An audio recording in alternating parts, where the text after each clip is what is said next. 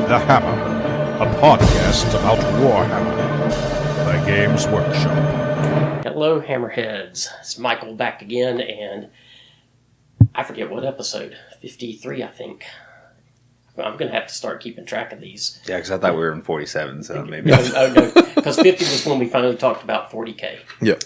Oh, wow. Yeah, so because it was kind of like, hey, 50's a good episode to do that on. So that was when we did that. Anyway, welcome back to the show. It's Michael here, and I am, of course, here with my two co-hosts, Wes and Seth. Say hello, guys. What's up, Hammerheads? How's it going? And we are going to finish up talking about the gobbies today.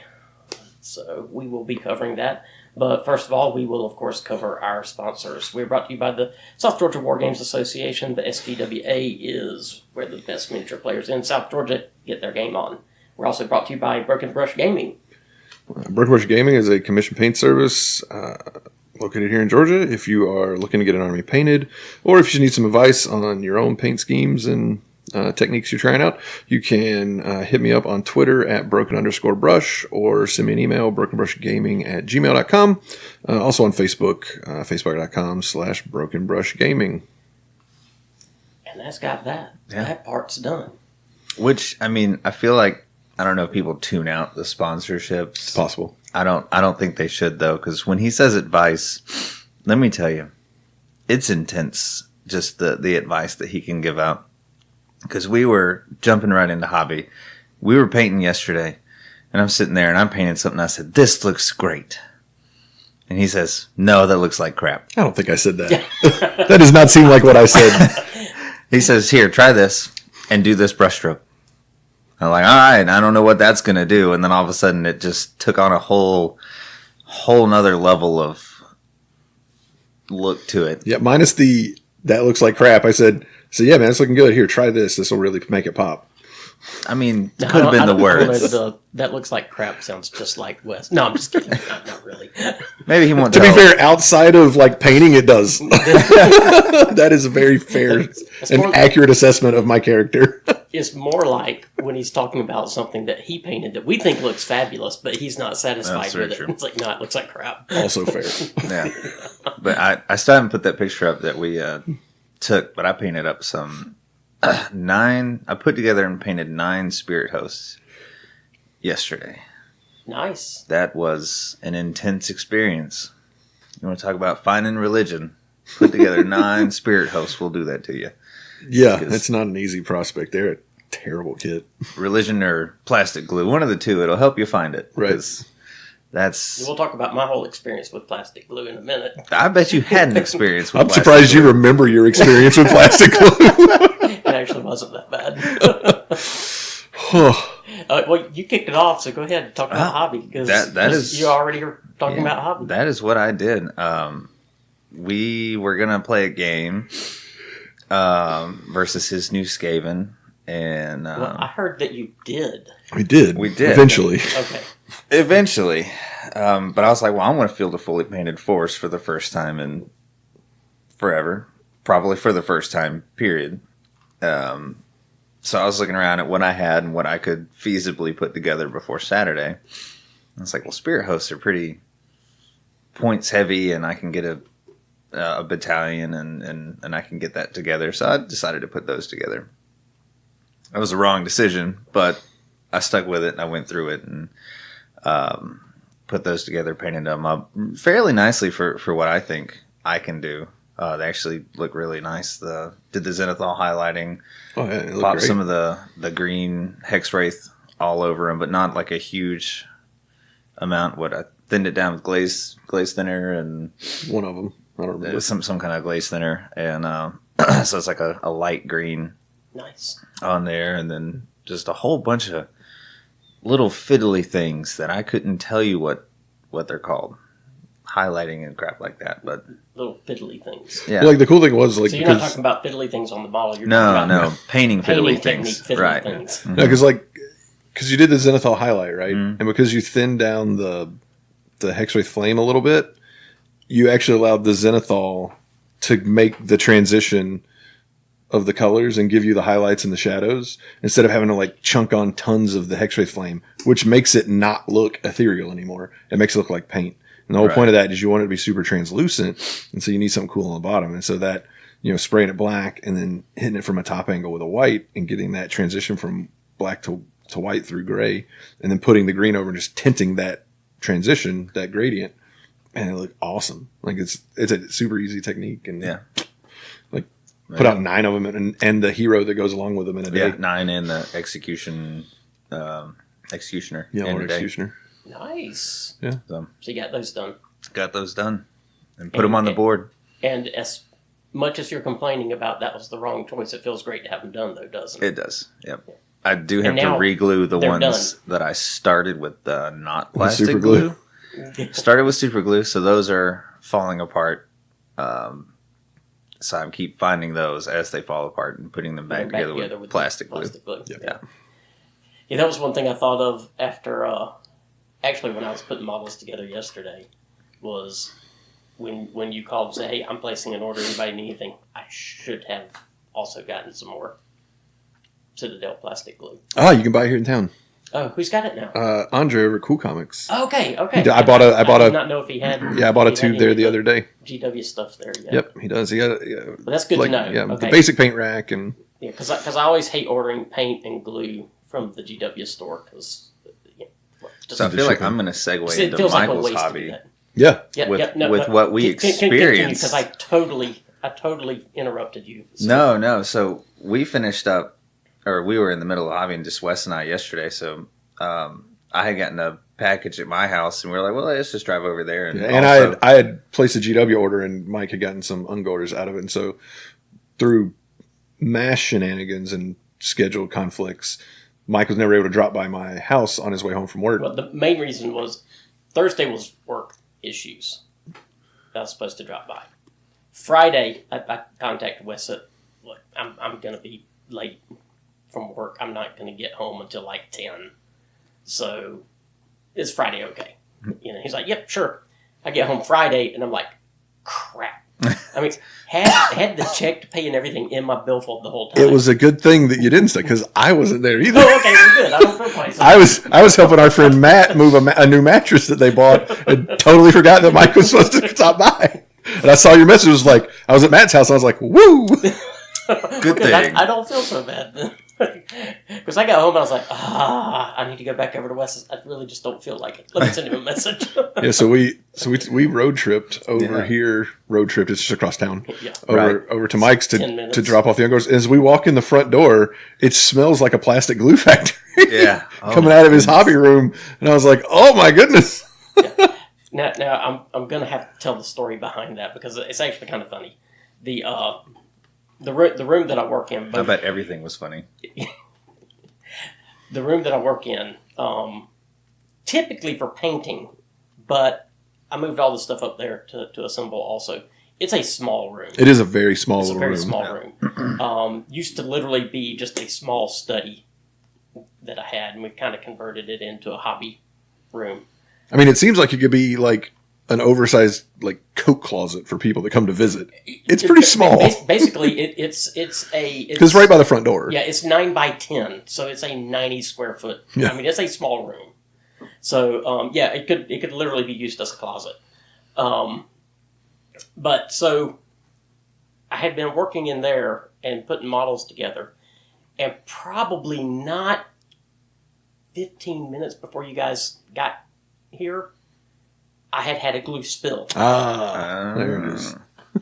So yeah, it had gotten pretty intense there for a little bit, but it hadn't been like that the entire time. Although it does get a little bit strong in that tight space anyway. But anyway, so that's So that. you were putting together some ungors, huh? I was putting together. Well, I was putting together Beastigores because I still had that second starter box.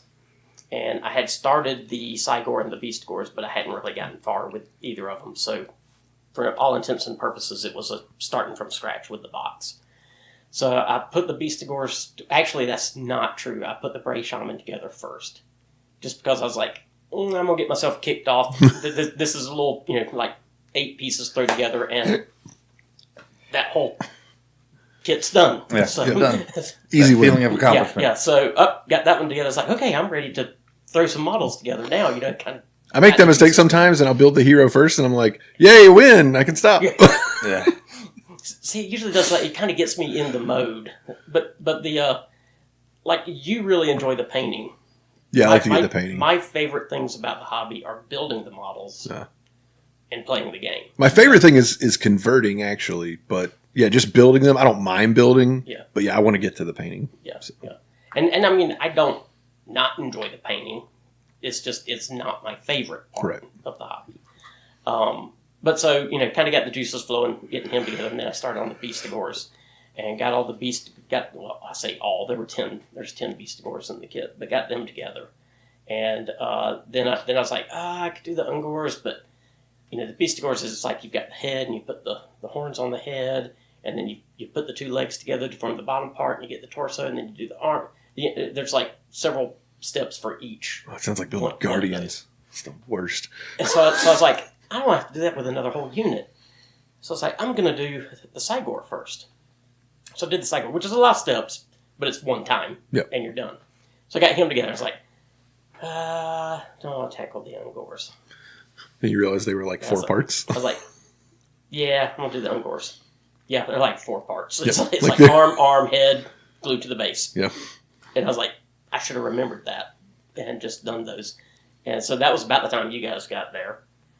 And so then I took a little bit of a break because I'd been sitting in that chair doing that for quite a while. Let it air out a little bit too, probably. Yeah, I did. Hopefully. I cleaned up the glue that was on the top of the little desk there and turned the fan on. And of course we chatted for a while. Yeah.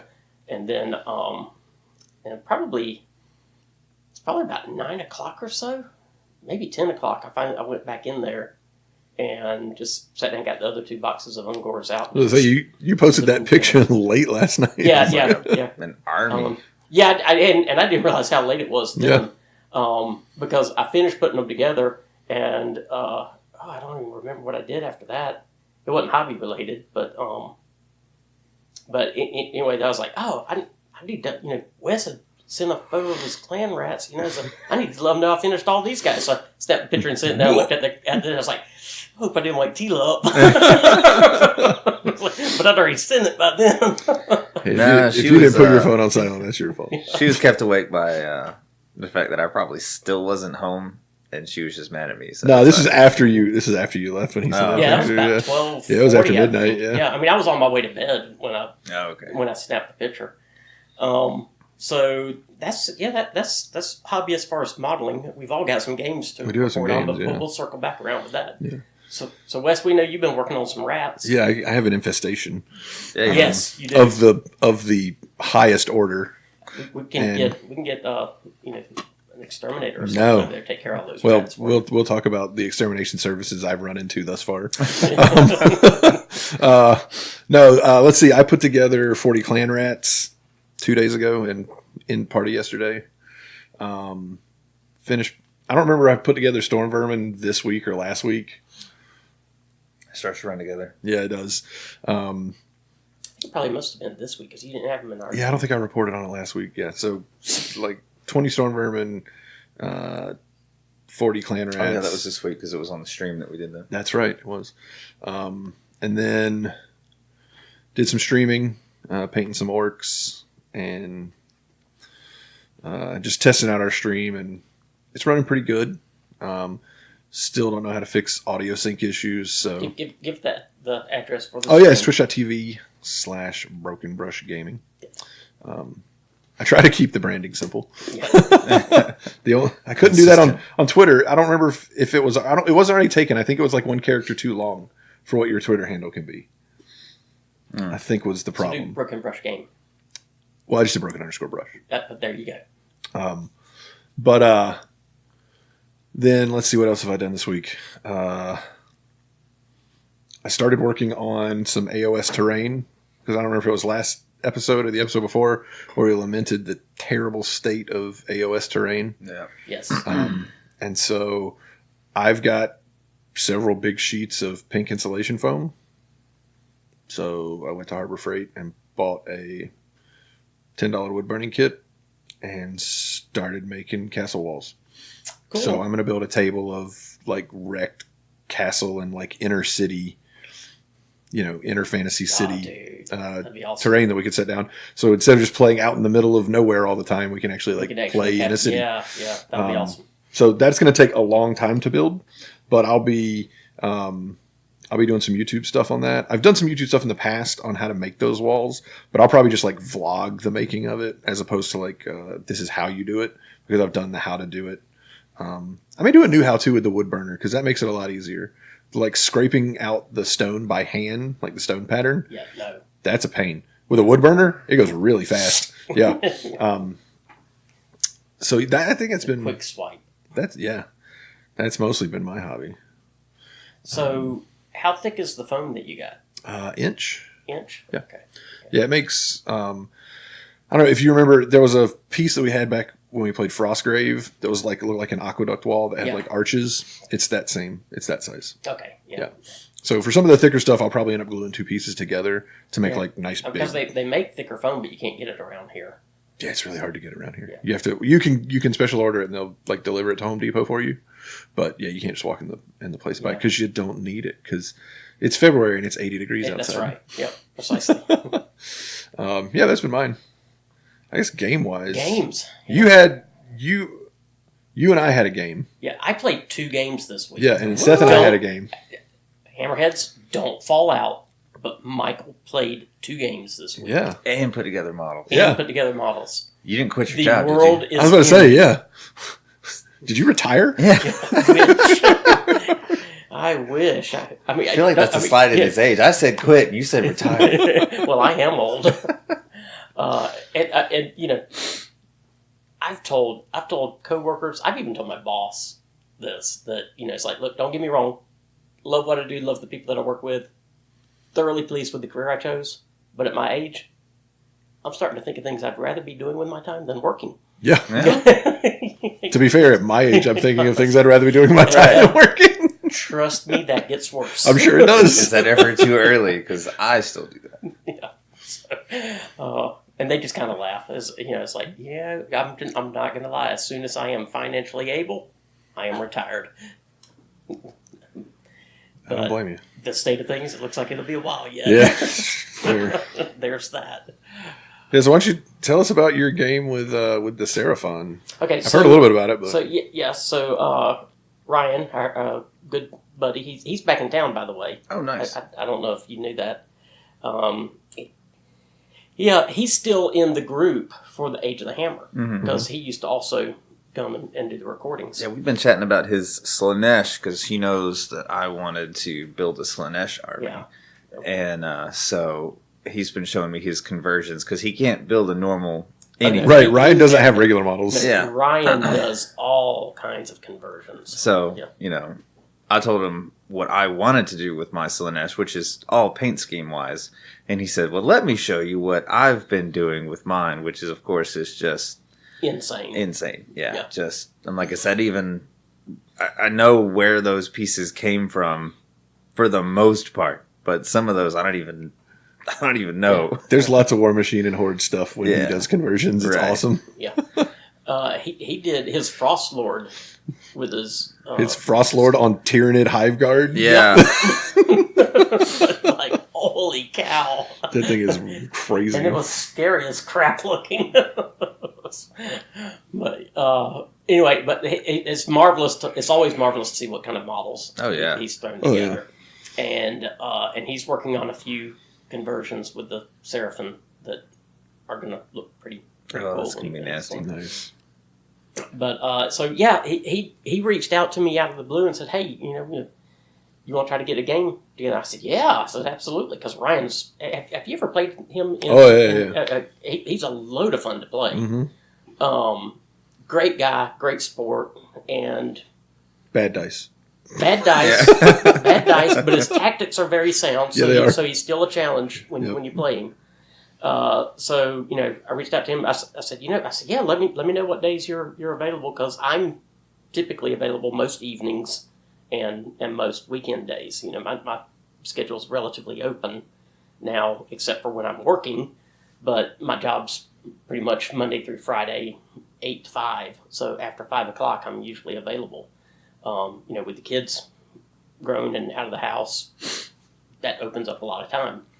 So he let me know what was available for him, and we ended up playing on, I think it was Wednesday. And he came over at about 6:30, brought the Seraphim. I got my Beastman out. We played 2,000 points. I didn't have all my models together yet, so I had to proxy some stuff. But basically, I fielded 30 Ungor Raiders, which was stupid. Not stupid like a bad idea. Stupid like that can be insane. Yeah. 10 just Ungor. And 2 Brave Shamans, a unit of 20 Beastigors, which was just a blender. Yeah. And a unit of 6 Bulgors, a unit of 3 Bulgors, Doombull, who was my general, Gorgon, Chimera, and a Cygor. Jeez. That's nasty. That was 2,000 point list. And yeah, it was pretty nasty. That's a lot of stuff for 2,000 points. Yeah. Jeez. And I was at 1960. I think I remembered the numbers of everything right. If I didn't, forgive me, because if the point cost is too high, if you add that up, I just remembered a number of how many was in a unit wrong. Because my points were 1960. I can't remember what all he had. I know he was playing Lord Croak. He had several units of Skinks. He had several of the big Gribblies, and of course the what's the name of the shrine thing that does all the crap that the Altar of the Gods? Yeah, Altar of the Gods. Had that. He brought that battalion unit thing that like lets them teleport and they get to roll to hits and just all kinds of stupid stuff. So he brought that battalion, which of course he started off with an extra command point. So we kind of played through. We did the same scenario that you and I played. And just because the board was set up. Yeah, that's a tough one. Set up. And I gave him turn 1. He moved up a little bit, staying out of charge distance from me. Did some shooting, did a little bit of damage. Teleported one of his big Gribblies that could launch stuff and killed like 3 of my Ungors that I was using to get my Primal Call points. I was like, oh no, that guy's going to die.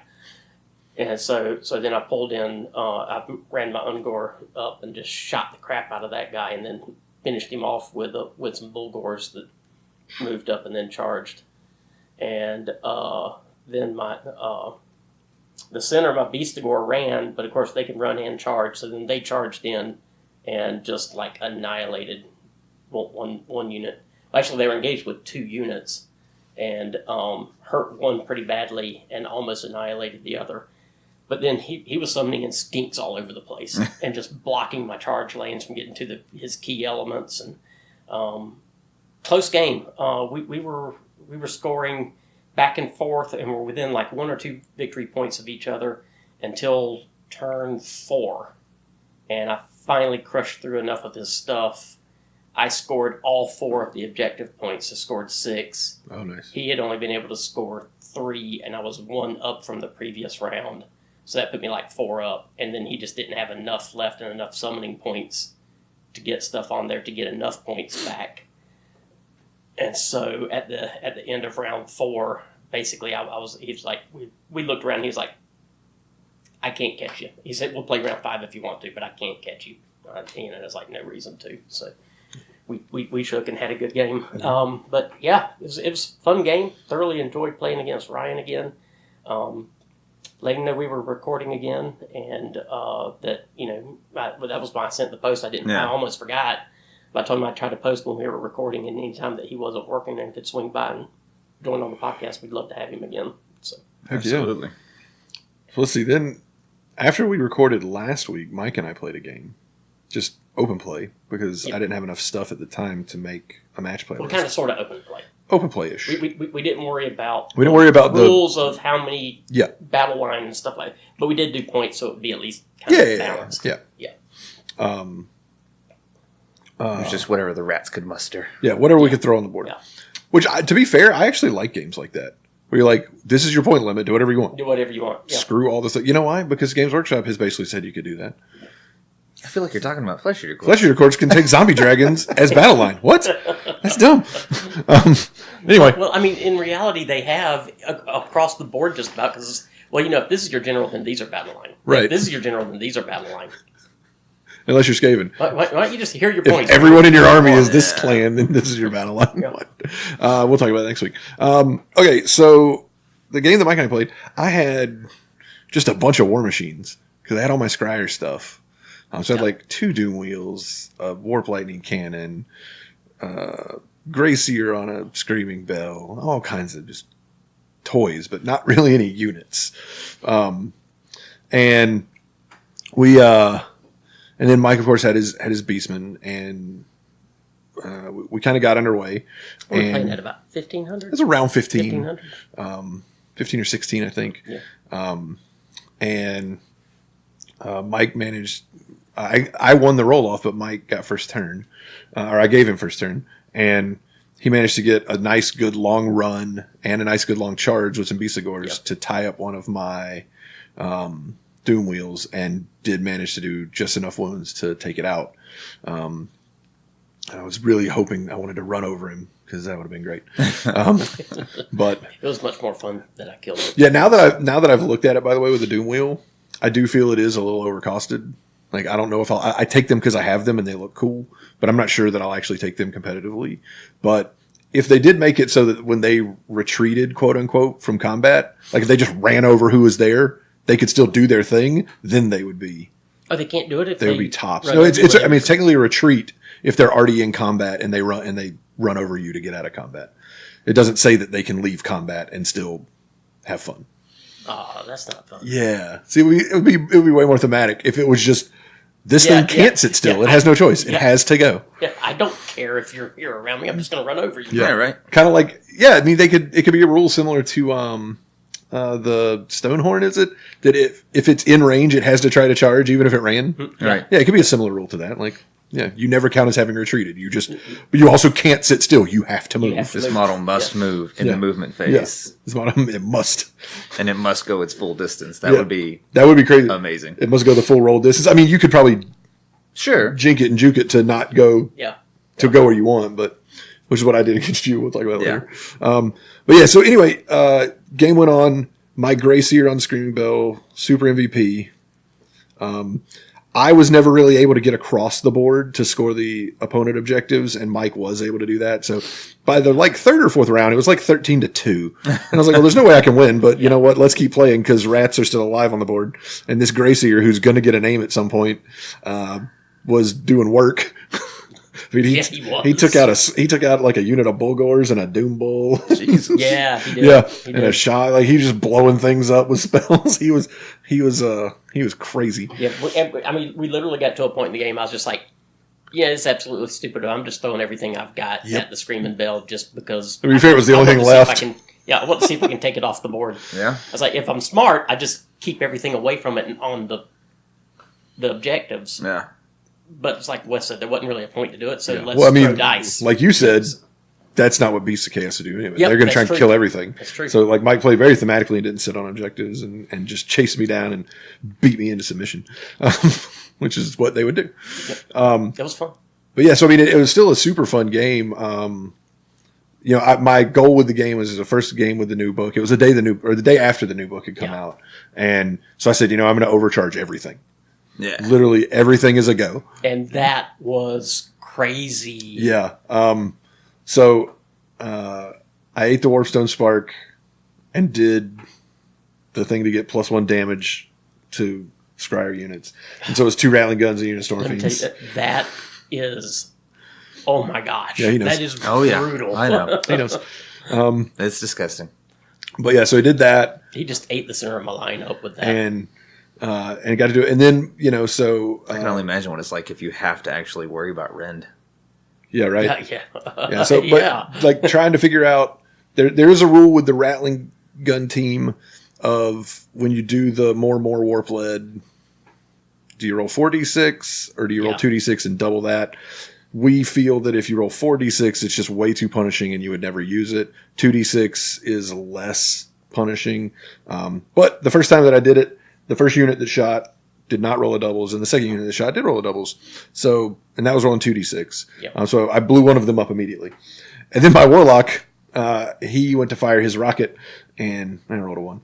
So he didn't do much. He blew himself up real quick. Did 5 mortal wounds to myself and took him off the board. Nice. And I was like, yes. Yeah. So, but other than that, because my Warlock died, I wasn't ever able to push the Warp Lightning Cannon, which is super fun. No, it's not. Believe me. We'll talk about that. It was super fun for you. I don't know what you're talking about. But The Warp yeah. Lightning Cannon had awesome power rolls, though, in our game. Yeah, they were super great, except that you want low numbers. I think my power rolls were 4, 6, 6. Yeah, like I said, those were fantastic. Which, power to be fair, I don't understand why it says that it's you roll the power level and it's if you roll numbers above, because it makes 6s bad. Like, why not just say that it's you roll the power level and it's below, equal to or below the number, then it's a successful shot. You didn't hurt yourself, or it went off or whatever. Because that would make sense. Because when I rolled a 6, you're like, yeah, oh no, I don't want a 6. 6s are terrible. It's like Battle Shock, But how often does your opponent get to cheer when you roll a 6? That is fair. But yeah, no, still super fun game. I was telling Seth the other day, I was like, dude, I'm so excited to play AOS. First time since I switched to playing Sylvaneth over a year ago, and then found out how bad they were. Because I really like the army. I like the way they play. It's almost impossible to even give your opponent a good game with them because you just get stomped. Yeah. Maybe I just don't know what I'm doing with them, but man, it always just felt like I was playing at 75% of the points that my opponent was whenever I would play Sylvaneth. I just feel like I got walked on all the time. But it could be because I'm just bad at this game. I mean, it's also a possibility. Nah, you're not bad at the game. You give good games. But yeah, so anyway, I was, even though I lost that game terribly to Mike, I had so much fun just playing Rats again because I haven't played Rats in 5th edition. How long ago was that now? It's a while back. It's been 10 years at least. I'm pretty sure it's been longer than that. Yeah. So I mean, it's so much fun to be playing Rats again, and but yeah. So the other game that Seth and I had yesterday was Night Haunt versus Skaven. Yeah, I brought the Night Boys back. Yeah. And that was fun. Yeah. He's getting better because that was a close game. It was a close game. It was much closer. It was a tied game until we realized that I'm terrible at objectives. They were just measured wrong. You have some big units of Rats? I had a unit of 40 Clan Rats for that one and a unit of 20 Storm Vermin. I mean, in all honesty, that's what you were missing. You didn't have anything that had something that was going to stop and tie me up long enough. Yep. And because of numbers, have enough hitting power. Yeah, or go stand on the objectives and score them. Yeah, and just score them. Those Storm Vermin are nasty. Storm Vermin are good. And, I mean, to be fair, because we were playing 1,500 and I was wanting to try some different things and whatever, I didn't have a Claw Lord to go with them. If I had a Claw Lord with them, then they'd be... I probably wouldn't have stood a chance. Yeah, it's just one extra attack, but I mean, that's really good with Storm Vermin. Yeah. Because, 3s and 3s and, yeah. But, again, Grayseer MVP in his game. Yeah. Did Grayseer made saves just all day long. I think we figured out it was the Great Horn Rat blessed him because I did. You kept doing 13 wounds to me. 13 wounds to him. He saved all of them but one. Next turn, or next combat phase, I did 13 wounds to him, and he saved all of them but one. You should know better than to do 13 wounds to a Skaven unit. I made the joke that, you did 13 wounds, I just automatically pass all my saves. I don't have to roll. And that's pretty much what happens. I've been blessed by the Great Horn Rat. But then when he rolled 18 wounds against me, I took all of them. Yeah. I still lived, though. Still lived with one. And then I left you there for the rest. Yeah, for some reason you decided to go elsewhere, which actually ended up being was what won you the game. Maybe. Definitely. That was enough effort on that one. Yeah. I was just thinking ahead. That's all it was. Yeah. I mean, it did, because if I had been able to just tie into that one unit. Yeah. Instead of having to deal with both of those units of chain rasps, then I'd have been much more successful at killing you. Much more. Yeah, but no, we were playing Relocation Orb, which that's the follow the bouncy ball around the board. I thought it moved 12 inches every time it moved. It has to move to specific locations. If it's going vertically or horizontally, then it moves 12. But when it goes diagonally, it's got to go It's a got little to bit reach further. the next Yeah. A little further. spot. Yeah. You know. So basically what happened was on turn 3, I thought that I had scored. And then when we moved it the next turn, I was like, you should be on the board edge. And so I was like, well, I moved at 12. And I'm like, what have we done? And then I realized the way the math should have worked. And I was like, oh, it's been moving diagonally the whole game and we aren't accounting for that. So realized I hadn't scored. But I still would have done the same tactic to go try and get near it. And then it double bounced because we rolled a 1. And Yeah, that's fine. let's see, Warp Lightning Cannon, I did get to overcharge it. My you blow it Bombardier up? has not successfully hurt anyone yet. He did Nope. not kill himself in this The game. one time that you hit, You saved. I saved on a 5. He tried to hit Yep. Chain Rasps, who have a 5-up armor save, Yeah. and I saved it. Nice. So Oh, that's the funny thing I need to say about my game with Brian. So I had the Cygor, and I got enough primal call points to summon another Cygor. So I had 2 Cygors throwing their stones at Lord Croak, the caster. Well, if you don't know the rules for the Cygor, if they're attacking a caster, they get to re-roll any missed hit rolls. So he hits on a 4-up with it. That's not bad. 50-50. I threw 9 stones at that Lord Croak throughout the course of the game. Re-rolling to hit. Not a single hit on Lord Croak. like not even hits? Not even a single Holy crap. hit on Lord Croak. Lesson learned. Yeah, right? Don't throw rocks at a frog. Ryan and I were both like, I can't, but what are the odds? It's like, I can't believe it. But no, I was hoping to get 2 on him because it would do D6 and then I could get enough wounds on him to where he failed that bravery check and boop, pop off the board. But anyway. So let's see. Did more warp lead every chance that I had and never died from it. So maybe it is supposed to be 4d6. I don't know. It's really, that's what I... It seems like there should be a middle ground, to be fair. Yeah, that's what we were talking There really about. needs to be a FAQ. Yeah. Because the way that one reads, and then what was the other rule? There was another rule on another one. Well, it's the way it read. the doom wheel has D6, but if you charge, it doesn't say you double it. It says you get 2d6, Right. which would be doubling it if. So that's my thought in the ruling is if they wanted it to be 4d6, they would have said 4d6 because over 46, here right. it's 1d6 and they said 2d6. Right. Yeah. So, I mean, obviously that makes it better for me, so I'm going to be more want to interpret it that way. But both of you have interpreted it that way without my goading. So, Well, it makes sense that way until you look at some of the other ones that intentionally are terrible if you overcharge them. actually, none of them are terrible. Well, For how often are you going to overcharge the Doom Wheel?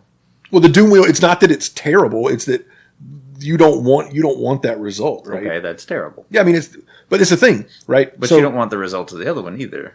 Well, yeah, but so like with the doom wheel, right? There's no point in taking the risk of it being terrible because the original result is really good. Like you're rolling 4d6. If you don't like it, you can just re-roll it. And if you roll any ones, your opponent controls, Yeah. Which can be horrible. Oh, yeah. But that's what I'm saying. There's just no reason to take it. Yeah. Like it's not.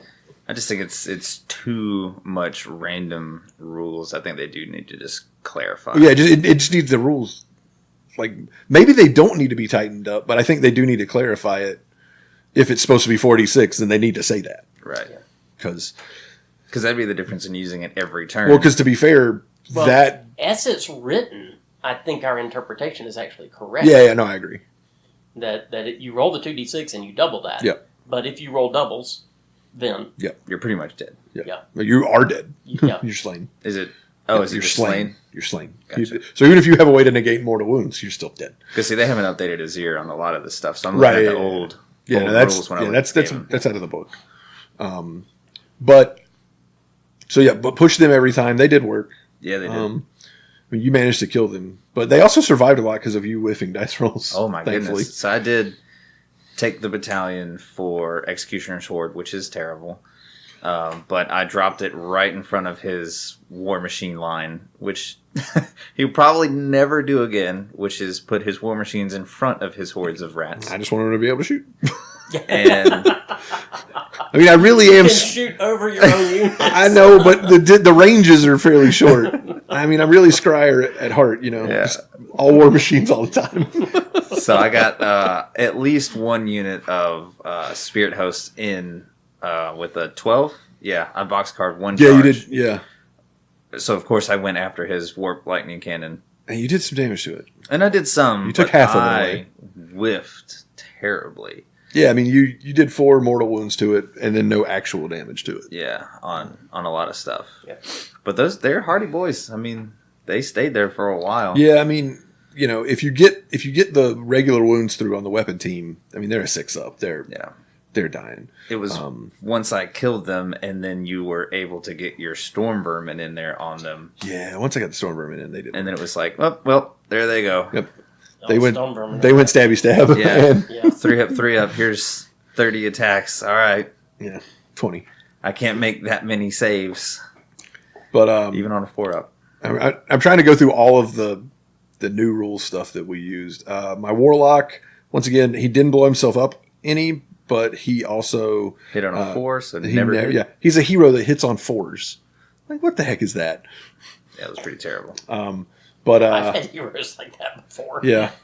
Yeah, but he hits on 4 wounds on 3, I think, with the rocket. Yeah. So, like, and he gets 1 shot. Oh, and when you did hit, you rolled a 2 for the wound. Yeah, well, I hit once and I rolled a 2 for the wound, and then I hit and you saved, and so he still hadn't done any damage. But thankfully, he didn't kill him. So, but I did push him every time. Every time. I was like, we're overloading the rocket every turn, going crazy, full scryer. And then, Wes likes to overload them. Yep. oh yeah, my Doom Wheel just ran over Spirit Hosts at one point. Yep. Ended up in the back lines. Chain Rasps have too many attacks based on their profile. Yep. That's my thought. They do. I had all the bells and whistles for Chain Rasps. You did. So they were Yeah. they were disgusting. Yeah. Oh yeah, I pushed the Warp Lightning. So he had 6 wounds on my Warp Lightning cannon. I'm like, you know what? Oh yeah. Doing it. Guess what you rolled? I rolled a 5 for my power. Awesome. So I rolled my 12 dice. And I think I had like 4 Yeah, it was wounds. like 4, yeah. You saved like 2 or 3 of them with your deathless nonsense. Yep. But I rolled 2 1s as well. So I went ahead and finished off my Warp Lightning cannon. I rolled statistical ones though. Like, it wasn't like I rolled 9 1s and blew myself up. It was like the 2 that he had left. He just went ahead and Just just went ahead Yeah. and took them off. And I was like, yeah, doing 2 wounds to your general is not worth me losing this cannon. So that doesn't change the fact that I will continue to push the cannon, because that, like, on the chance you roll a 1 or a 2 and you're going to get to roll 12 dice and everything that's equal to or over that number does a mortal wound to them. Yeah. Yeah. That's pretty great. So, and there's no to hit roll, so you can you can target heroes with it. You don't have to worry about the lookout sword rule and it being hard to hit. You can just Yep. wham into whatever you want with it. It's only a 24-inch range, but 24 is not bad. it's not that bad. is- Yeah, That is a That's huge huge. range. I mean, for an artillery piece, it's bad Yeah, it's not bad. For what it is, though. for what it is. Yeah, Yeah, because there that's is no not to bad. hit roll. Yeah, I mean, yeah. If it were like a 36-inch range, it would be the most Yeah. BS stuff in the game. Yeah. But yeah, no, I do like the Warp Lightning cannons. I think I'll probably swap out taking my Doom Wheels to take extra Warp Lightning. I can see that. Because, like, the Doom Wheel, what I need to realize about the Doom Wheel is it needs to just start hiding in the back. And its whole thing is it just runs around the board. Yeah. Like, that's, or you sit it next to a gnaw hole, and when you need it to run around and go grab an objective on the other side That's of the what I board, was gonna say. you just, It is going to function like other armies like Cav. yeah. Get it to where you need it to be to score points Yep. to win the game. Yeah, it's not really killing not anybody. to kill stuff. Yep. Yeah. Or just run over other things on the way to get. Yeah, but you can also run over Which things is, on the way. which is fine. Yeah, but Yeah. I think the other MVP of that game for you was my Quicksilver swords that I summoned. Your Quicksilver swords were pretty useful. Yeah. I summoned them and then went first for the entire And you kept game. going first. Despite everything saying you should go second to score more points. Seth was No. like, no, I'm going to keep going I first. didn't trust the rats. I wouldn't trust the rats either. Because the way every end of the turn, the way it ended up, I would have something in front on my turn, heroes in the middle, chaff somewhere in the back, he would manage to destroy whatever was in front of my heroes, and it would just leave them open. Yeah, I did keep just destroying spirit hosts when he threw them at me. Nice. So it would be just heroes sitting right in front of his gun line and Storm Merman. And he'd be like, do you want me to go first? Absolutely not. I believe I will be going first. Thank you. Yeah. But no, in the end, I mean, it was a Because fun what happened game. if once you killed all the pieces that were making them just disgusting? You still managed to not run away to battle. Well, you had some run away to I had battle some shock battle finally. shock. But I mean, I still wasn't able to chew through those units enough for you to not just go stand on the objective and get 3 points the turn that you finally went second. Yeah, at the very end. Yeah. Very, very end. I mean, that's what sealed the game. Yeah. So Who won? Seth did. I did. Seth won? Very, very- 5-0. My second or third retreat to victory win. Yeah. Because, Retreating to victory is awesome. it's usually how my games with Wes go. They come down to the very end, and I'm like, well, I'll see you later, Wes. Yeah, I'm going to run away and steal this Run objective. away and score objective points and win the game. Because I Which- can fly, and I'm... Yeah, I mean, that's the big thing, right? If you're playing a different army, you're not able to do what you did. Right. Yeah, but the fact that you can just retreat through my guys and go stand on an objective. Well, I mean, that depends. I mean, other armies have units that have fly, which can do the same thing. Well, yeah, but Yeah. his whole army does it. Yeah. Which is why I am going to start. I forgot about doing it. Was it in the this game. spell or whatever? Taking the spell that doesn't let you fly. Yeah. Warpstorm Gale. You're like, oh, really? I'm Nope. surprised you didn't, because I forgot about it. You kept asking me in mind, does this guy fly? I was like, Yeah. well, To be the Chimera fair- flies, that's all I've got that flies. I think both of our spells... Our magic was terrible. Yeah. 30-inch unbind really Oh, just. my Chimera was amazing in Ryan's and Is my it game. ever not amazing? Yeah, it's been not amazing before. It was an MVP. I mean, it didn't like finish off in kills, but it put enough wounds so that other stuff just crunch done. Isn't I mean- the Chimera the auto 6? It's D6. It's D6. Oh, okay. Yeah. I mean, Sorry, versus Randy, it's an auto Yeah, right. Yeah, 6. yeah. When you're I mean, it was hard playing to, in our Randy, game. It was hard to tell who your MVP was. Was it the first Chimera or the second Chimera? That was the difficult. it was the second one. The second one. I mean, they both did some work. Yeah. Well, that's games. Battle reports. Yeah, that took all the time for the podcast. Well, we'll see you guys. We'll talk. No, just kidding. The battle report show. I know, right? Uh, Just cut it here and then Can record you another one. tell we had fun with our games this week.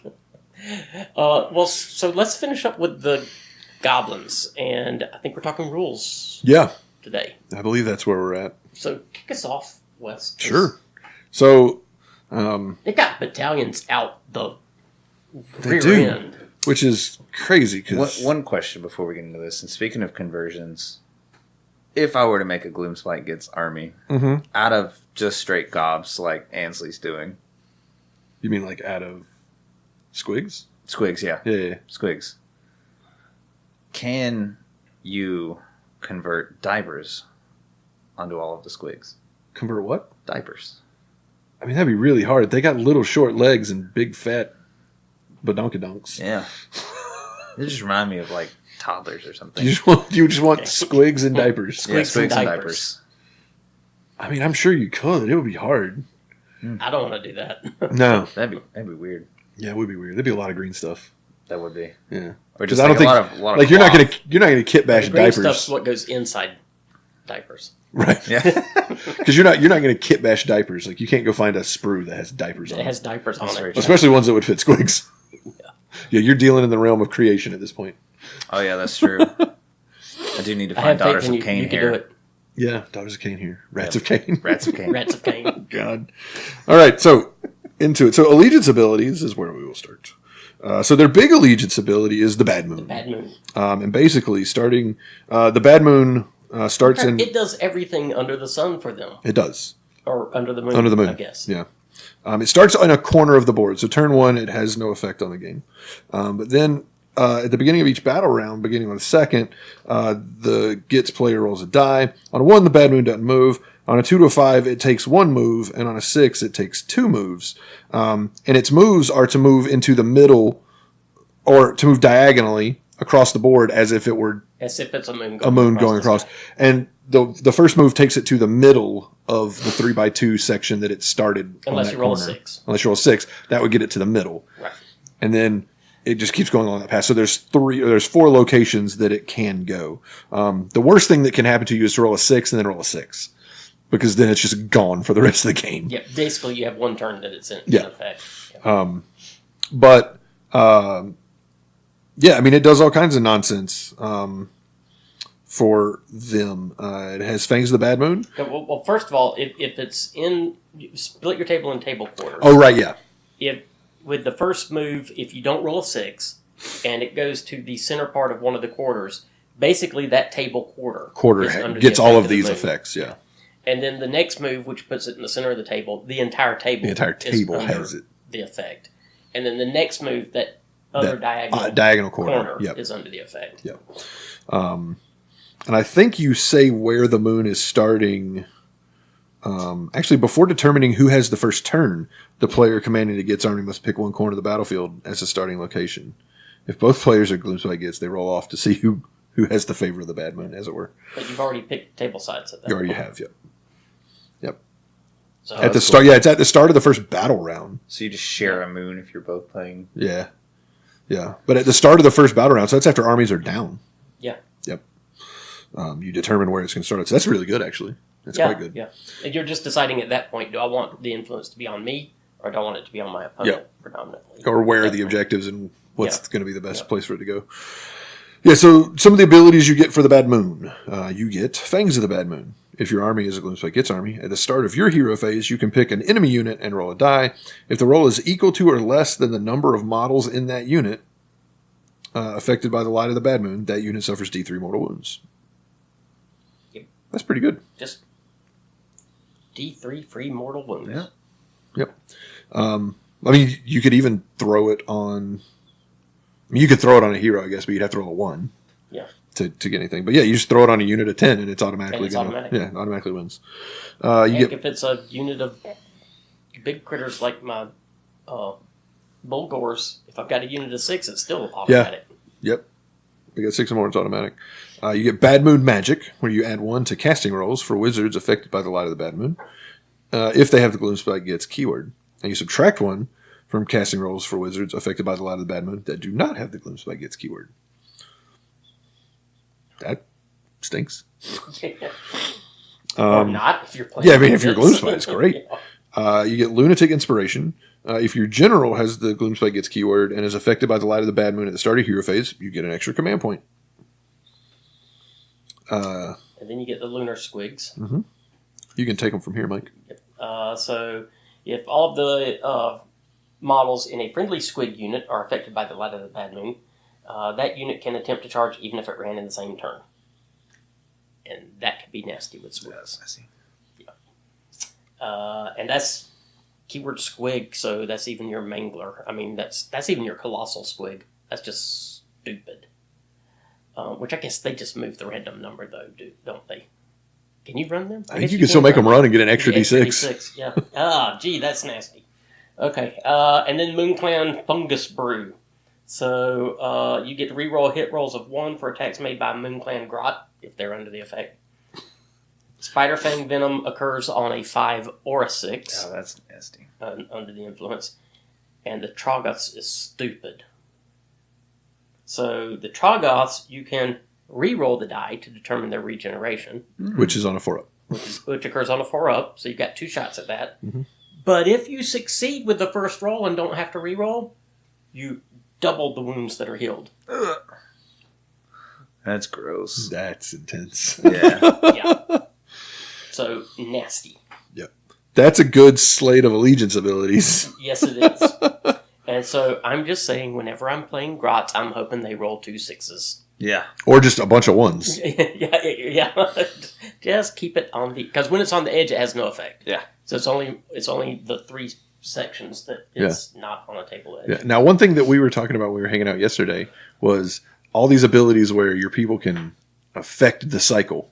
Yeah. You know, Nurgle can affect the cycle. Idneth can affect the cycle. There was one other one where you can affect the cycle. I can't remember who the other one that we said. They cannot affect the moon cycle. Nope. At least I haven't seen a way. I may have overlooked something. Yeah, I didn't but see anything. it does its thing.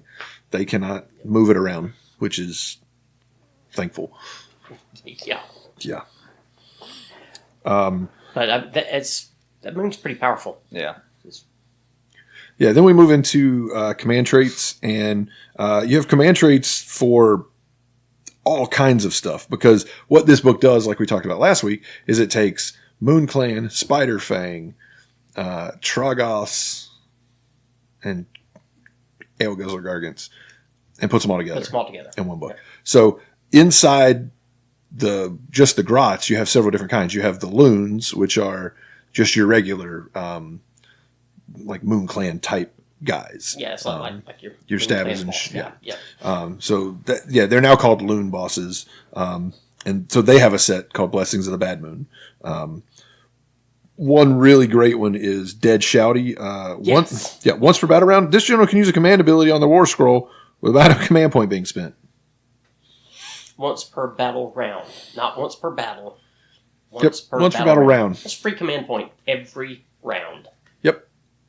Yeah, that's a good one. Yeah, Dead Shouty's pretty good. I like Fight Another Day also. You charge your general in, you attack with him, and then you immediately move 2d6 and get him out of combat. Yep. Run in, stab him, run away. Yep. That's pretty good. Then you have Gifts of the Gloomspite, which are for MoonClan wizards only. So if your general is a wizard, which a lot of them are for MoonClan.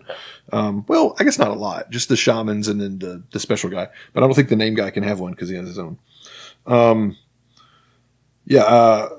Loon Touched is pretty good. Add 2 to casting rolls for this general when they are affected by the light of the bad moon instead of 1.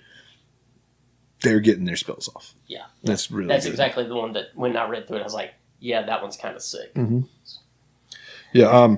One thing that it's a little bit iffy because if you do get that series of 1 rolls or the double 6, if the moon kind of you're only going to gain the effect for a short period of time. Yeah, but it just goes to show that the clammy hand is not upon you. That's it. So, clammy hands. Yeah, a lot of them have a thing similar to this for the wizard one is called Low Cunning. At the start of the first battle round, you receive an additional command point. This army generates command points like candy. Oh, yes. They are going to have a bunch. So if you're playing Gloomspite, you don't have to worry about like trying to play 50 down or taking battalions to get extra command points. Like you're going to roll in command points if you want to. Yeah. The next one is Marks of the Spider God's Favor. This is for scuttle bosses only. These are your Spider Rider generals. I like Creeping Assault. Enemy units do not receive the benefit of cover against attacks made by friendly Spiderfang units while the friendly unit is wholly within 12 inches of this general. That's pretty good. Friendly unit is wholly within, so all of the models have to be within. Yeah, I mean, you're going to run, your scuttle boss is going to sit on their tail anyway. Yeah. Yep. And then the fortuitous Trogboss traits. These are for your Dankhold Troggoth heroes. And just so you know, these names get better and better. Just like we talked about last week, this is just 12-year-old fart jokes. These titles of these sections are fantastic. They will get better as we go. I like Loonskin. General counts as being affected by the light of the bad moon, wherever it is located, until it is removed when it reaches the opposite edge of the battlefield. Yeah. So that guy's not dying. Nope. Because he is healing every time. Yep. He's probably healing double. Just so long as it doesn't go off the table, he's good. Yep. This is where they start getting good. We move into the artifacts of power. Your loon bosses, artifacts that they can choose from are the troglodytic treasures. They're all kind of good. They are all kind of good. One big theme of this army is making it hard to hit them. You can take the clammy cow, subtract 1 for hit rolls for attacks that target the bearer. He's already going to be at -1 because he's got dudes around him, and he's probably going to be a sneaky git, so he's already got so he's like -3 to hit. And against the right armies, might Beasts of Chaos being one, if it's early game especially. Pipes of Doom, subtract 1 from the bravery characteristic. Mm-hmm. So, I mean, that's useful. Yeah. But yeah, I like the clammy cow also. Anytime you're giving a -1 to it to hit roll. Well, the nice thing about that is you don't have to keep him near a unit. Yeah. Because he's going to be that's going to put him at -2 to hit already because of being a sneaky git usually. Yeah. So, then for your shamans, artifacts of power that they have the options to take are your fetid fetishes. The Moonface Mommet is probably the one to go with. That's the one I'd go with. Yeah, at the start of the combat phase, pick 1 enemy unit within 12 inches of the bear. Subtract 1 for save rolls for attacks that target that unit till the end of the phase. Wow. Yep. Here's my Ren stick. Right? Go get him. Yeah. I'll take that one. Yep. And the nice thing about it is, like with the Beast of Chaos, that's not a rend characteristic. So if the unit had something that ignores -1 rend or ignores rend, it's not going to affect yours. No. Because you're always Yeah, it's different. You are unable to be modified. Yeah. yeah. But the units that can ignore -1 rend or whatever, they don't ignore it. It's not a rend. It's just -1 on the save. It's just -1 to their save. Yep. Then you get into the venomous valuables, which are for your Spider Fang heroes. I don't know which one I like here. Yeah, I don't know. Because I think you run the headdress is good again because it's subtract 1 from Yeah, headphones, but I think so- you run Spider Fang. Actually, yeah, that probably is good because you run Spider Fang probably a little bit different. And your hero is going to be a little more out front than your Loon Boss, kind of hiding in the back. But just to look at something that's not a -1 to hit, the Web Strung Cloak is pretty good too. Yeah.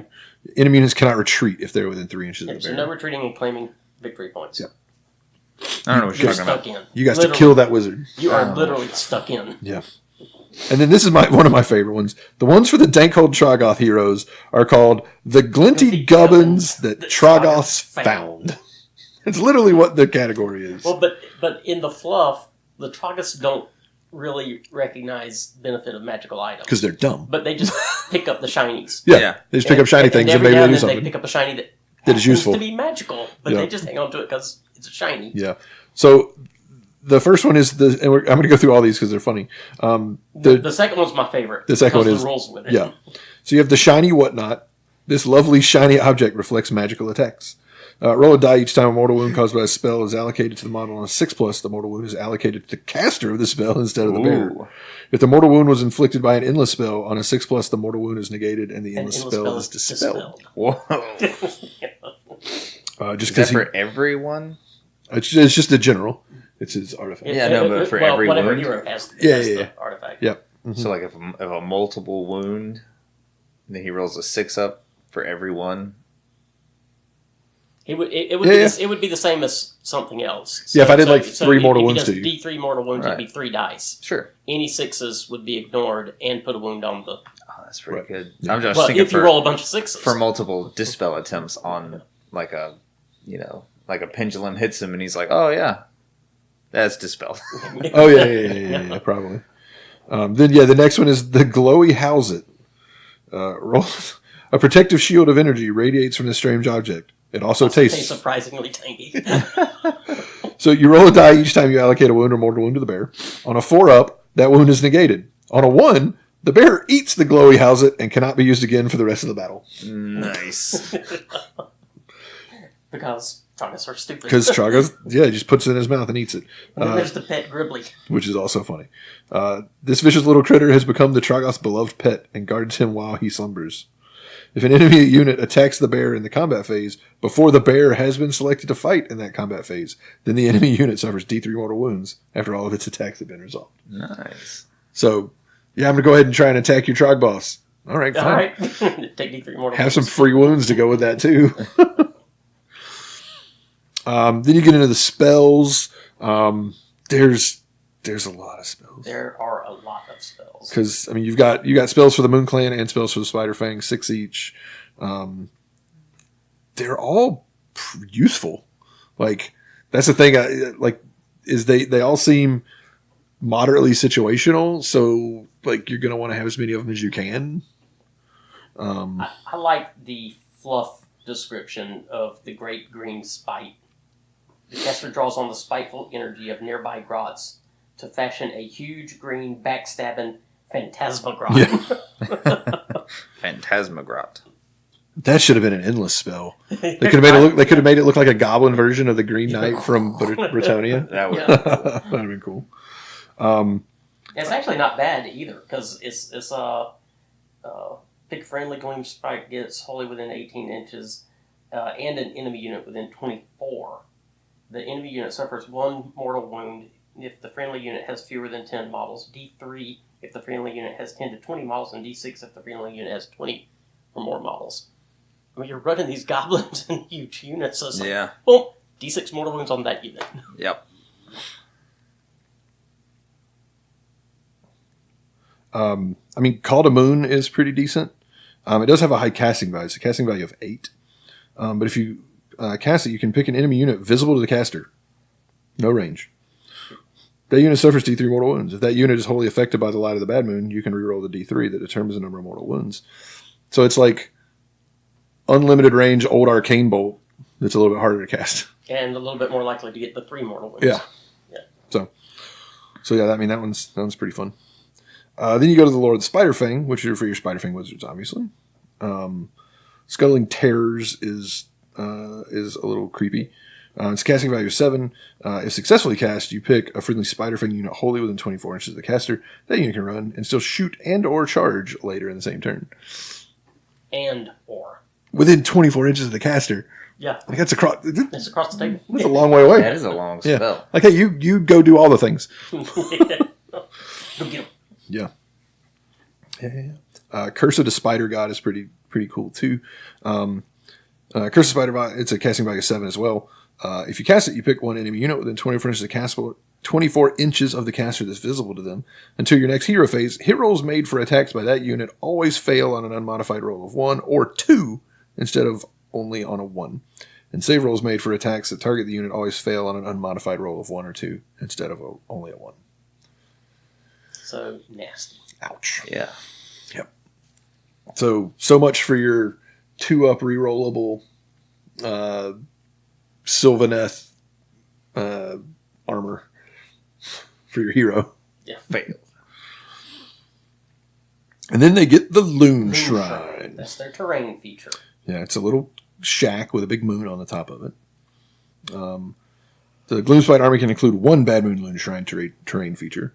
It's after territories have been chosen, but before armies are set up, which means it's before you determine where the moon's going to be. You can set up the Loon Shrine wholly within your territory, more than 12 inches from enemy territory, and more than 1 inch from any other terrain feature. Obviously, if both players have one of these, you roll off to see who does it first. And what does the Loon Shrine do? Well, it does all the things. First of all, any Gloomspite Gitz wholly within 12 inches do not take battle shock tests. That's the first thing. Mm-hmm. And then you have the moon layers, and I'll let you talk. Yeah, so at the end of each of your turns... Because it's just stupid. At the end of each of your turns, this is every battle round you can do this, you can pick a friendly stabba or shooter unit that has been destroyed. If you do so, roll a die. On a 4-up, a new replacement unit with half the models from the unit that was destroyed, rounding fractions up, is added to your army. You must set up the replacement unit wholly within 12 inches of a friendly Bad Moon Loon Shrine and more than 3 inches from any enemy units. Each destroyed unit can only be replaced once. Replacement units cannot themselves be replaced. That's stupid. Yep. It is. Here, have some free grots on a 4-up. That may be the best summoning rule in the game. It Well- may be. Until we cover Flesh Eater Courts. Yeah, theirs are way broken. But no, like, it's good. Yeah. But a unit of grots that has like 5 guys left in it is effectively useless. So you just leave them alone. Yeah, but you're not really going to have a unit of grots out there that was only 10 units. Oh, no. I'm saying once you've whittled it down to 5, you just stop. I You see. just- You just yeah, like just retreat out of combat. Well, you would have to retreat because Yeah. if you're in combat, you're going to have to attack. Yeah. So the other way to overcome it is hopefully try to time your attack so you wipe out multiple units at the same time. I mean, that's still no good. Well, they're getting one back. And then the next turn, they'll get another one back.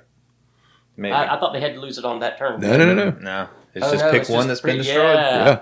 Now, and it doesn't. Nasty. Let's say you roll a 3. That unit still hasn't been brought back, so you still have a chance to bring that one back the next time. Yeah, that's nasty. So, yeah. Until they get brought back, they're still able to come back. Because the Loon Shrine just vomits out more goblins. Lovely. And then the battle plan that's in here is bonkers. Like, I want somebody to play Moon Clan so that we can try this one. Because it just looks weird. I don't think your retreating is going to help you. Because if I'm playing the Grots, the only thing I'm going to do is on my next turn, I'm going to charge you. Yeah, I'm going to die. But so? Yeah, I mean, you're just delaying it, I guess. Yeah. Yeah. it's hard to. It's yeah. Depends on what you would do. I mean, I would just fly over you somewhere else and That's fair. Just fly behind a terrain piece. Yeah. And come get me now. come get me. Anyway, I pulled us back. I didn't mean to do that. No.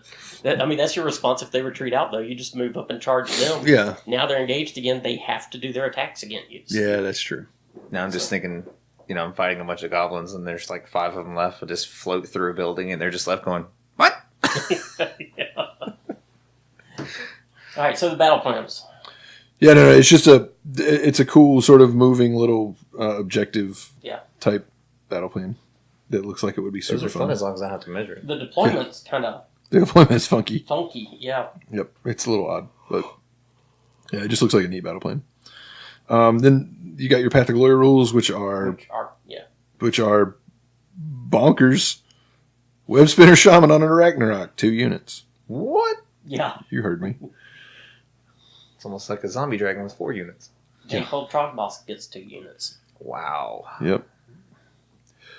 But to be fair, the all of the stuff that you would take with him are elite retinue units, so they take 2 rolls instead of 1. So like Fellwater Trogos and Rotgut Trogos would take you. So you'd only get 1 unit of those because it would take you 2 units to get them. And then of course there's Zarbag. You receive Zarbag Gitz in addition to Zarbag. Yep. So Zarbag is the Warband's champion, and Zarbag Gitz is a follower unit. So then he still gets 2 units in addition because it says he comes with 3. Yeah. Which one of those has to be Zarbag's? One of those has to be his. Yep. Yeah. Yep. But yeah. Which is pretty. I mean, that's kind of cool because they theme it. So Yeah, I mean it's the what you call them, the Shadespire, the Zarbag's Gitz. So. And then of course you have your typical reward tables and all that stuff. Mm-hmm. And then you go to battalions. And oh my gosh, we could do an episode on battalions. There's a lot of them. There's a lot. I mean, it's not that there's a lot. They're all good. That's the problem. Yeah. Like, yeah. Now, when you start looking at the Squig Rider Stampede, you re-roll the roll that determines the move characteristic for units for this battalion. Mm-hmm. I mean, and if you're building a Squig army, you might as well take it because, unless it's too expensive. Like the Gobapalooza, for instance, it gets dumb expensive to take the Gobapalooza. Yeah. Because you have to pay for the models and then the battalion and then the grouping. Like it's a really weird the way the Gobapalooza works. Although I will say this, they did fix the way the Gobapalooza works because the Gobapalooza is very reminiscent of the Gore Chosen from Korn, where the Gore Chosen required you to take 9 heroes. But you can only have 6 heroes in 2,000 points. So the way the Gobapalooza works is they count as a single entry for taking the whole unit, for taking all 5 of them. So at least they did fix that. So you can take the Gobapalooza and not take up all of your slots. But yeah, I mean, once again, if you're building a Squig army, you may also just go ahead and take the Squigalanche because it's not hard to make. A Loon Boss on Mangler Squig or a Loon Boss on Giant K Squig. 0 to 3 Loon Bosses on Giant K Squigs. A Squig Rider Stampede. Or 1+ Squig Rider Stampedes. 1 to 3 Mangler Squigs. And 0 to 2 Squig Herd units. If the Light of the Bad Moon affects a unit from this battalion at the start of a combat phase, that unit is eligible to fight in the combat phase if it is within 6 inches of an enemy model instead of 3. And you can move an extra 3 inches when it piles in. Ooh. So you got 6-inch pile in, and you're eligible at 6 inches, Yeah, it's 6 inches. with all of your squigs. Yeah.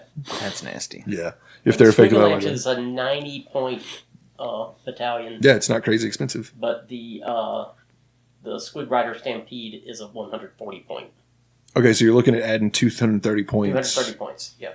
Yeah. Which is probably doable if you're running a Squig list. If you're making if you run all squig. Yeah, because the Squig herds and the Squig riders that you have to take in the Squig Rider Stampede are battle line if your general is the Squig herder. Yeah. Or is the Loon Boss on Mangler Squig. Sorry. Yeah. That they become battle line. So The other one that is absolutely terrifying is if you want to build spiders. And it is the Skitterstrand nest, because there's a new Arachnarok with this book that doesn't have anything on its back. We talked about it last week a little bit with the lore. The Skitterstrand Arachnarok, 2 to 3 Skitterstrand Arachnaroks go in this battalion. And you add 1 to charge rolls for models from this battalion for each model from this battalion that was set up in the same turn. The Skitterstrand can deep strike, so set it up 9 inches from an enemy unit.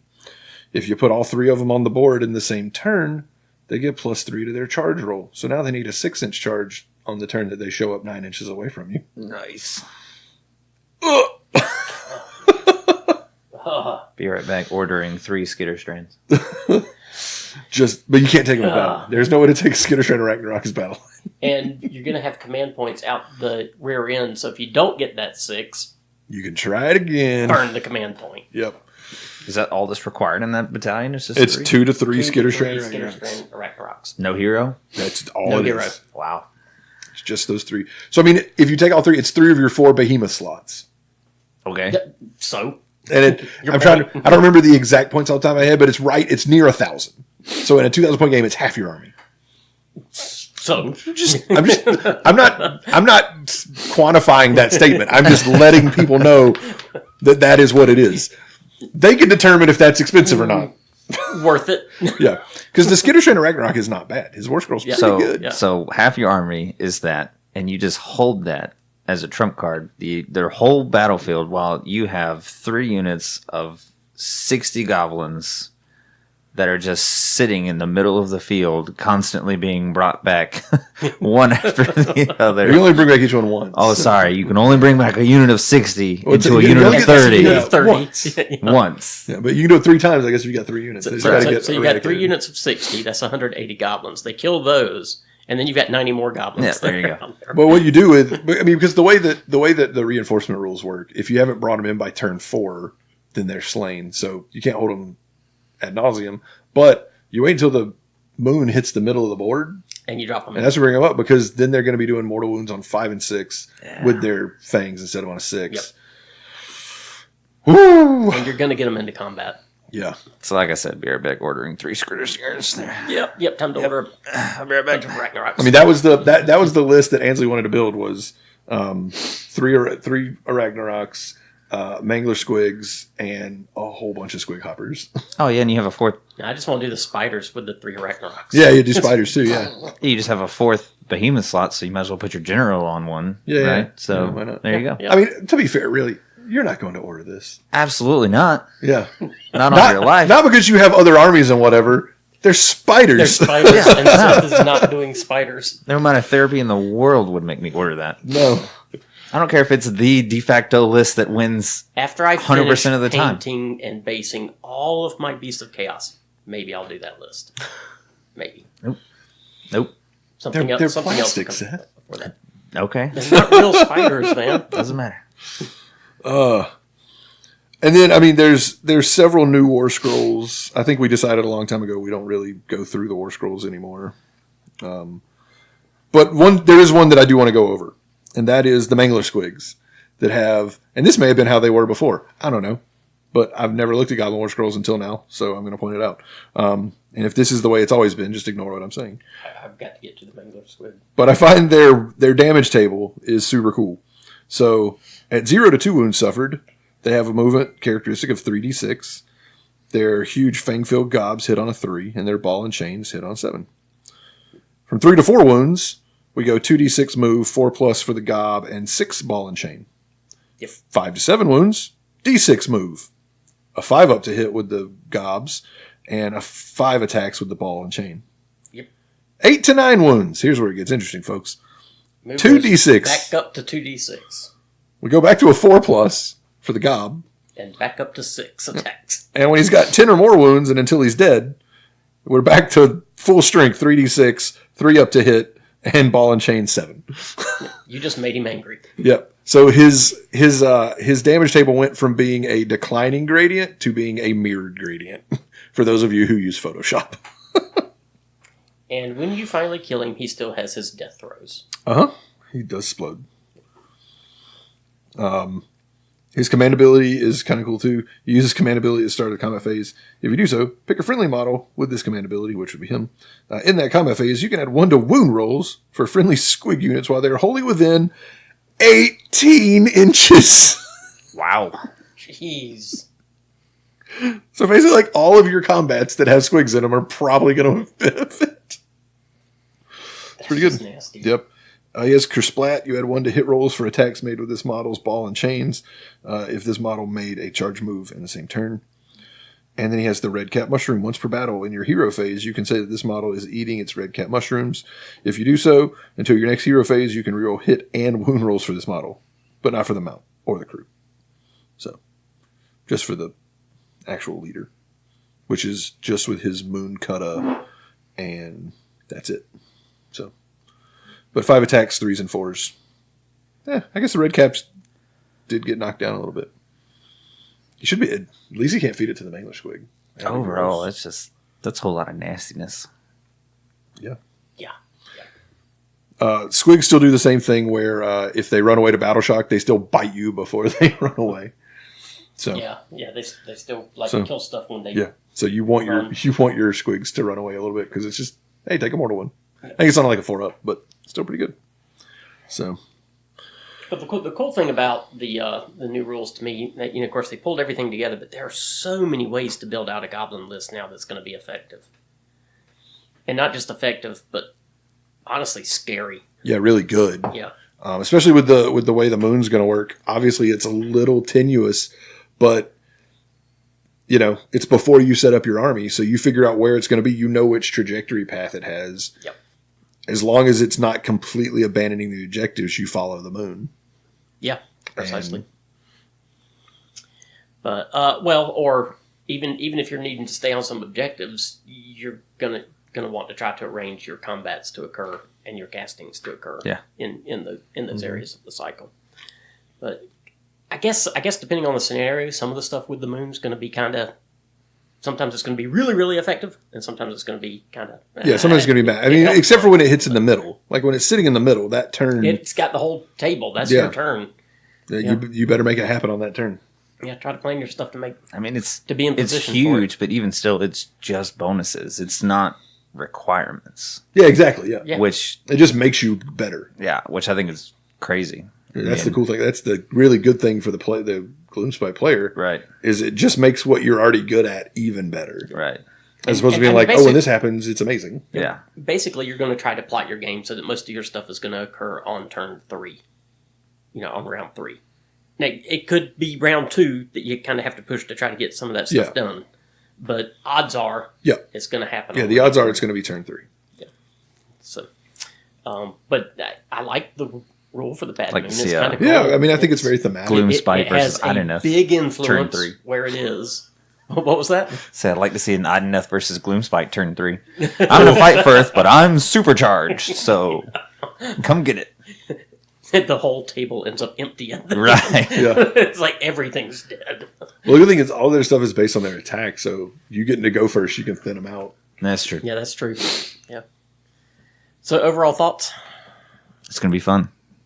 Yeah, I really want to play against Allie's squigs. Yeah, I'm looking forward to playing another game or two with that Allie with the new rules. Cause Anybody that's close got Gloomspites wants to come down and play. Once she gets used to those new rules, oh my gosh. But I think it's going to be a fun book to play against for sure. Yeah, definitely. Yeah, Skaven versus Gloomspite. And we're all bad, so we're terrible. Yeah, we're a guaranteed win. Just come on down, play us. Be like, you've got 3 units of 60 goblins. I got 4 units of 40 rats. Clan rats. Let's go have some fun. You guys got anything else? No. Yeah. Other than, the only thing that I wanted to mention, I forgot to mention, was we're not set on our stream days yet, but look for us anytime between 7 and 10, Monday to Thursday. Generally, I think last week the streams we did were from 8 to 10. I think we did Monday and Wednesday last week. We're going to figure out what days work the best. And need to try to figure that out and then be consistent. Yeah. Once we have that consistent time, Yeah. then we'll make sure that everyone knows. We'll post it up in the Facebook group too, so that all the Hammerheads will know. Yep. I if do they want to check us encourage out. the Hammerheads to look at the War Scrolls for the Gobbies, because there's some pretty fun stuff that's in there, and that's actually why we decided not to cover. They were out there for everybody to see, so So pull them, look at them. There's a lot of fun and crazy stuff. They're still goblins. They still have the feel for it.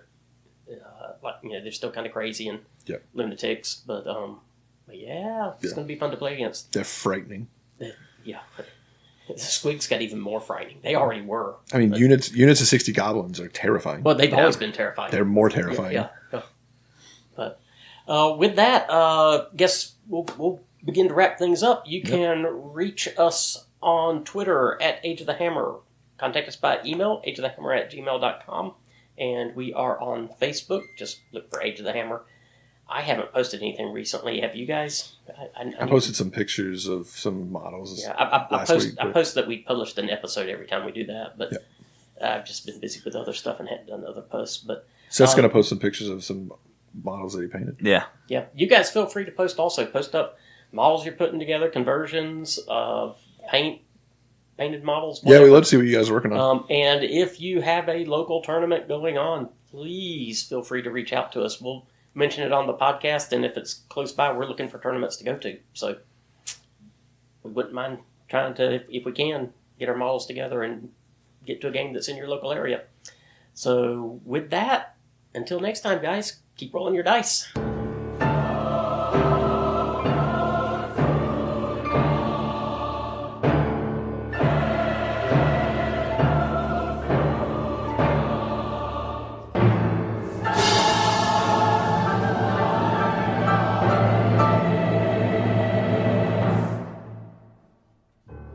The SGWA would like to thank you for listening. We would also like to mention our theme music, the classic O Fortuna, as recorded by the MIT Concert Choir and used under common license. The Age of the Hammer is upon us.